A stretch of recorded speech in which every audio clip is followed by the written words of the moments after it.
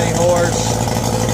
The gentleman bought the boat, came in for a checkup, and was knocking pretty bad. All the pistons were rattling, but one in particular. So we tore it down and found 3 scored pistons. Cylinder bores look pretty good.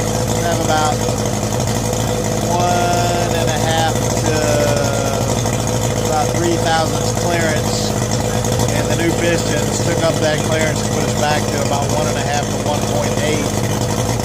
The knocking is now gone. This is the first run of this engine. They had just started it.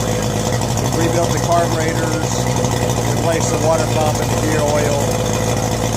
Of course, honed it out and put 3 new Teflon coated pistons in it, new piston rings, all gaskets, resurfaced cylinder head and exhaust manifolds, plates and gaskets.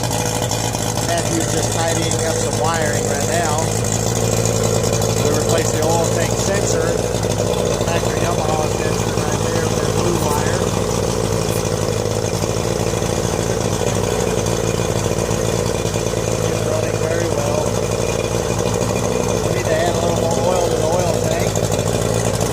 Double oiling it right now, that's why it's smoking so much. I want to double oil it for about the first tank or 2 of fuel. The manufacturer recommends that, and we recommend it also in order to keep the blend smooth, well lubricated. That's the shutdown, and let's see how you get a restart there, Matthew. Matthew's technician that put it together. I'm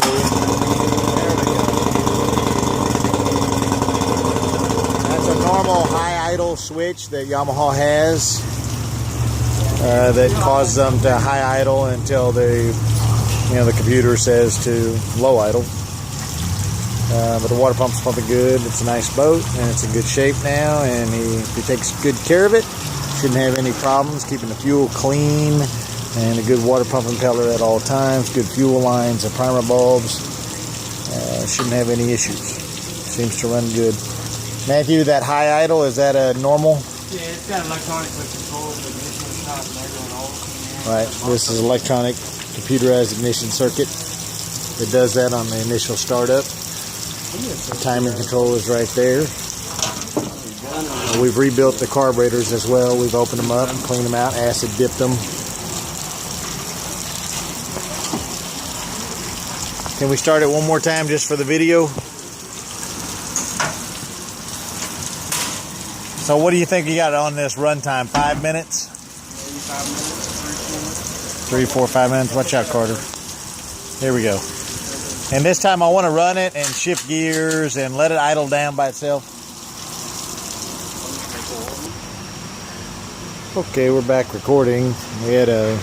Matthew had spotted an oil line that I had routed incorrectly, going right there.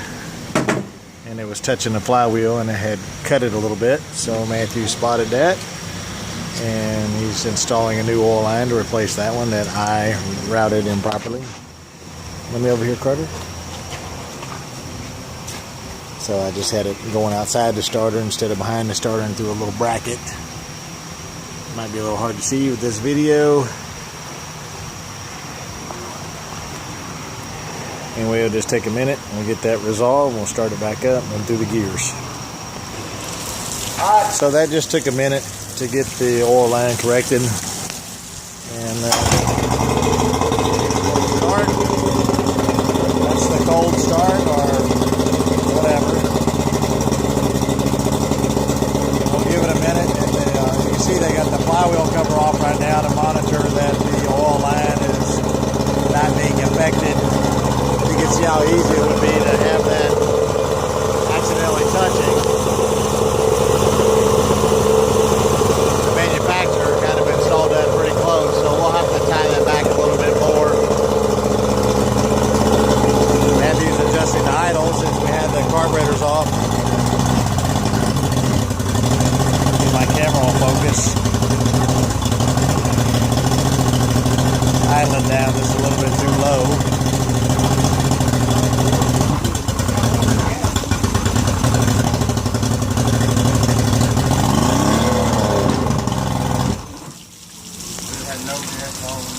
Anyway, I was going to run it through the gears, but it just ran out of gas. So I guess we'll stop the video there and we'll put some gas in it. Maybe I'll make another one later. But anyway, it seems like it's going to be fine. It was running well. We'll tidy up a few loose ends, put some gas in it, and it'll be good to go.